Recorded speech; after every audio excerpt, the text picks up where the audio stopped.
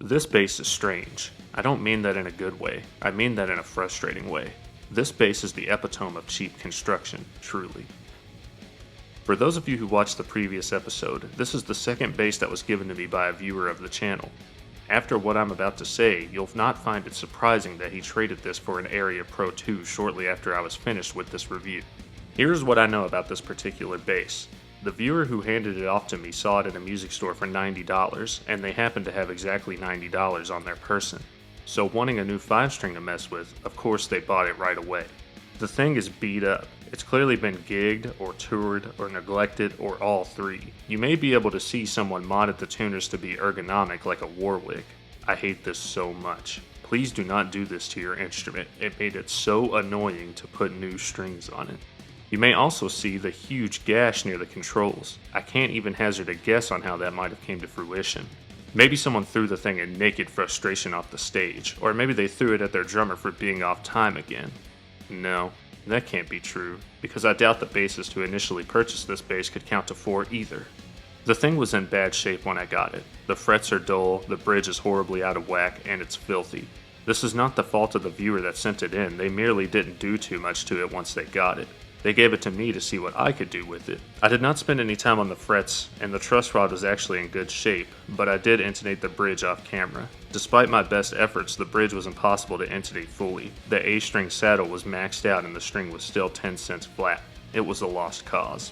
I told this particular viewer that I would gladly polish the frets and do more work on it if they intended to keep it, but as fate would have it, they went to a local music store and traded this thing for $170. Now that is a good profit off an instrument in this economy. They walked out with a certain Area Pro 2 that you may or may not be seeing in the near future. This Schecter 5-string disappointed me as a Schecter fan. I've never played a cheap Schecter, I will admit, but I expected better than this. The bass reeks of cheap manufacturing costs and unethical wood harvesting. Everything from the feel of the neck to the way the body looks just feels off, like someone described what playing a bass was like and manifested it in your hands. You'll notice in the demo that I'm absolutely struggling to keep a consistent groove on this thing. Now maybe I am merely spoiled by the wonders of mid to high-end basses, but then again that can't be true because I've played many low-end Soundgear and Washburn basses that have outplayed this thing by an order of magnitudes.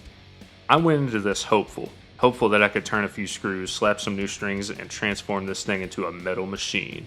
But no, I would not play this thing at a gig. I feel like this instrument would just tire my hands out to the point of burning. I think this bass was designed for a kind of one-size-fits-all approach, like the designers thought it'll be as good for metal as it is for playing jazz. In truth, it can do neither well. This bass will hamper you. This bass will make you play and feel worse than you are. In fact, if you can play a Symphony X song on this bass, you could probably play Beyond Creation on a great bass. If this is your only bass, please trade it in. Treat yourself. I promise you deserve better, and there are better options for the price range. I thought for sure that the steel strings would liven up the atrocious pickups, but they didn't. While it is marginally better, in the end, they just aren't good. They're muddy, and they don't have any special tonality to them at all. They would not stand out in a metal mix, and I had to dime out the treble boost just to get any kind of punch out of the top end. It's also the first bass I've ever used where the neck pickup alone was better than both pickups combined. This may be my first truly negative rig review. I hate to be like that, but I just found nothing redeemable about this bass. At the end of the day, it's just another soulless bolt-on made to target the beginner and intermediate market. I can't even recommend one as a mod project. If you have the same model and it plays great, let me know. I suppose it's possible that it's just a particularly bad example, but I'm skeptical of that.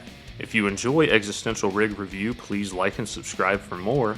Now, on to the sound demo.